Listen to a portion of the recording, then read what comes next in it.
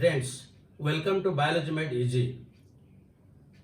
In the previous video, we have discussed some of the attributes of the population. There we have discussed the birth rate, the death rate, then sex ratio and the age pyramids. Here we will discuss the remaining attributes. So the next is population size or population density. So what is population density? It means the number of individuals found in per unit area. That means if D is equal to density, then the number of individuals divided by the area. So here D is density and A is area and N is the number of individuals. But how will calculate this density? For this, the best way is we have to calculate how many number of individuals there in a particular area. So we will divide that number and by area and we'll get a density. But this is a very difficult process. So, sometimes we have to count this density indirectly. That is number one. Number two, with the different organisms, we have to take different areas. Suppose we want to calculate the density of a population which is aquatic. So how will take it? Here we have to take the length, breadth and the depth. That means it is in cube. It is in cube because we are taking a length, breadth and also depth. But it will come to a grassland or any terrestrial, then it is simply in square. Square, what is the length and what is the breadth? Again, suppose we will calculate the density of a particular tree, maybe mango or anything, or the number of earthworms. So here we will go for the acre, per acre, how many earthworms are there, how many mango plants are there. In that way we can calculate the density. But suppose we want to calculate the density of tigers, lions or elephants, which are very less in number. So in that case we have to calculate them per 100 square kilometers, per 100 square kilometers, per 1000 square kilometers, how many lions, tigers or elephants are there. So depending upon the organism, we have to take their number. Again, always it is difficult to calculate, I already have told you. So we have to adopt some indirect methods. Suppose you take the case of a fish. Suppose in a particular village, in their pond, they have cultivated some fish, and at the end of 1 or 2 years, they will go for auction. But the fishermen which will come for auction, how they will know how many fishes are there and what size? Suppose the villager will tell that we want to auction it for 5 lakhs. But those who have come for auction, how they will know whether it will be 5 lakhs or 2 lakhs or it will be 10 lakhs? So here they will be allowed to throw their net, and in a single trap, how many fishes are coming, how many katla, how many rahu, how many common crab all coming, and of what size. From the single trap they will estimate that in this pond the fish will be there with maybe 6 lakhs, 7 lakhs or 8 lakhs. Then they will go for auction. If only small fishes will come and less number, then they will tell no, 5 lakhs is not justifiable, so let us go. This is indirect method. Similarly, how the density of tiger is taken. Can anybody go to a tiger and put some level? No. So here the density calculation is indirect. It is from the pug mark or from fecal pellets. From fecal pellets it can be calculated, or from the pug mark it is calculated. So this is how it is indirect. But again, another very, very important thing, always the counting the number of individuals so as to find out the density is not the only criterion. Sometimes the biomass is also very important. Let us take one example. Suppose in a grassland there are 200 Parthenium plants. 200 Parthenium plants. So the number is quite high, 200 plants are there. But in the same grassland, there is a single banyan tree. Single banyan tree with large canopy, so many branches are there.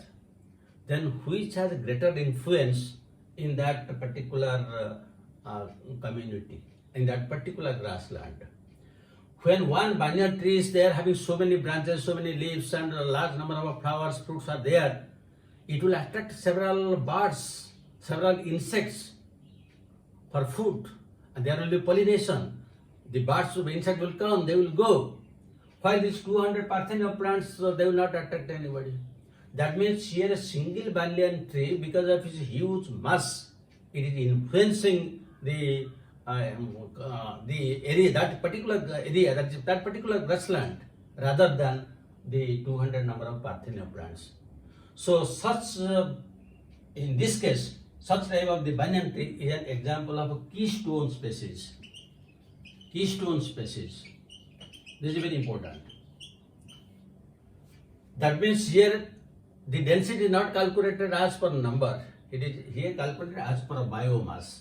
Because here a single plant has more influence in the community than large number of individuals. So these are some of the characteristic attributes, and this is what is known as population size or density. The next, let us discuss population growth.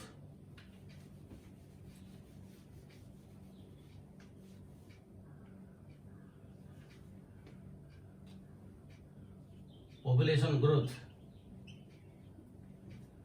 Now again, the population of a particular area is always not constant.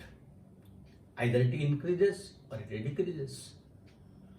And on what factors it depends, whether it will increase or decrease. It depends upon the available resources and the predatory factors, and also the climatic condition. That means these are some of the factors, whether the climatic condition is suitable for survival or not, whether predators are there so that the number of prey will decrease, what is the resources available. All these things, factors, they are responsible for either increasing or decreasing the population size. Now, the population size may increase if there will be increase in birth rate, and if there is more immigration, while there will be decrease if there is a death rate and immigration. So what are these factors and how they are influencing this population growth? Let us discuss. So one case is birth. Suppose a particular density of population is there in a particular area. Now the number of births will increase. That means the density of that particular area, the population of that particular area will increase. Similarly, if we come to the death rate, the death rate may be high or it may be low. But in either case, there is a loss of population. So it will tend to decline. The population density will tend to decline. Then the third case is immigration. Now immigration means when people from outside, they come and inhabit in a particular area. But again, this should be permanent. Suppose in your town, you will find that during daytime several people who are coming from outside for their official work or for marketing, so many things they are coming. But again, during the evening time, they disperse to their homes.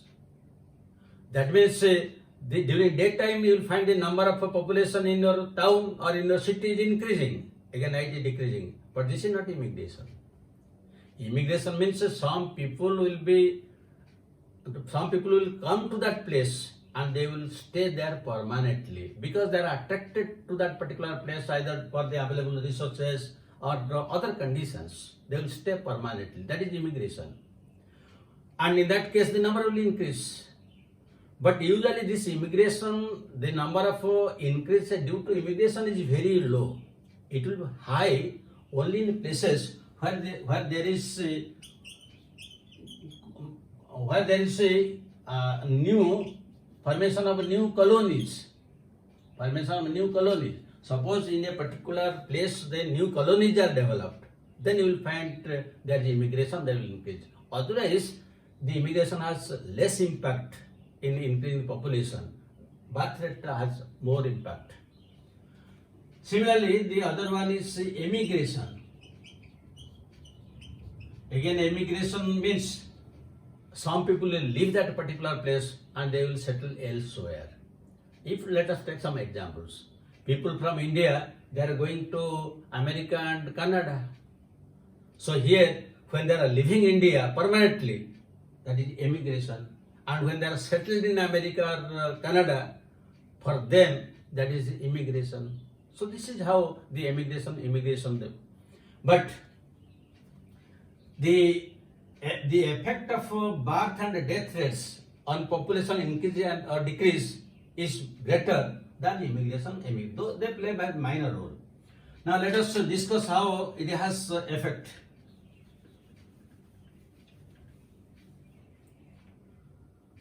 Suppose this is the population density and designated as N. Then this is the, you can write birth rate and we'll write B. So this will increase the population. Here we have to give plus. That means when it is added, it will increase the population density.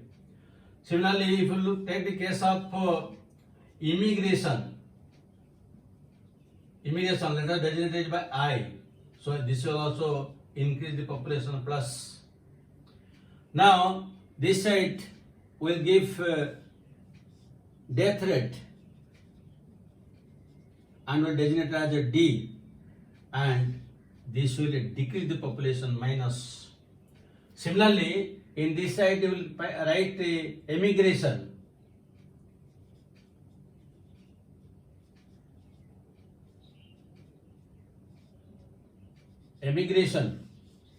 And this is designated as E, and the number will decrease.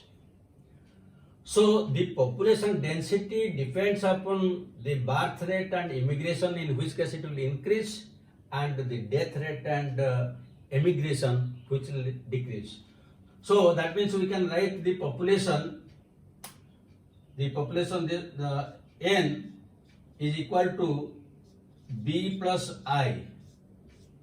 This is birth rate and immigration minus D plus emigration. The population density depends upon the birth and immigration.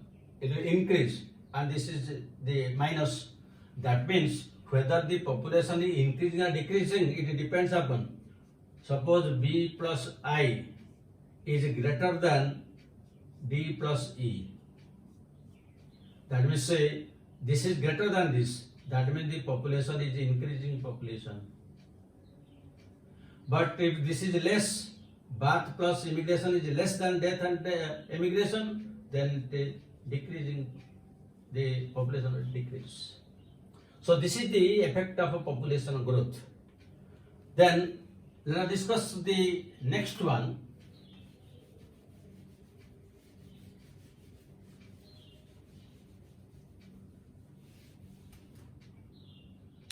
The next one is life history pattern.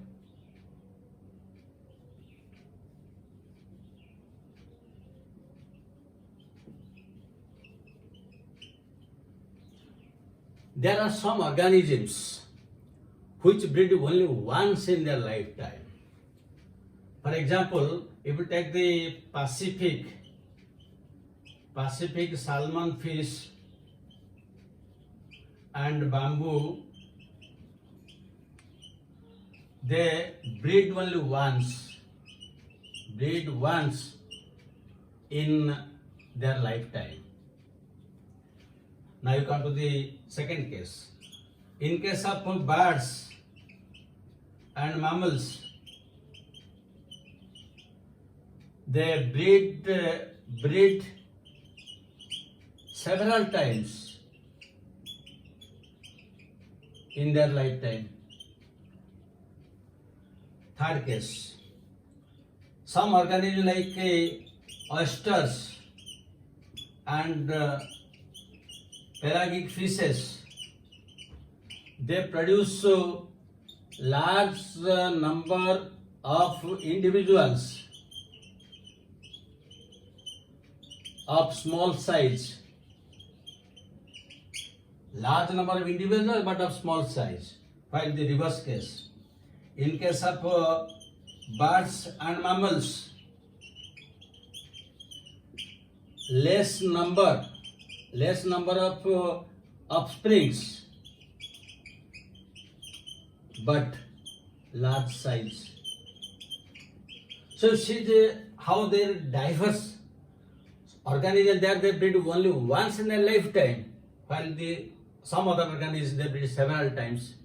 Similarly, in case of reproduction, some organisms they reproduce a large number but small in size, while the reverse is some organisms they produce less number but bigger in size. So scientists have attributed these characters to the different constraints of abiotic and biotic factors. So these are some of the attributes of population, but how the different types of population growth curves are obtained, that we'll discuss in the next video. So for this I am not giving questions, so I will discuss for the next video we'll discuss it. So thank you very much for watching it. Then after some time we'll meet in the next video. Thank you very much.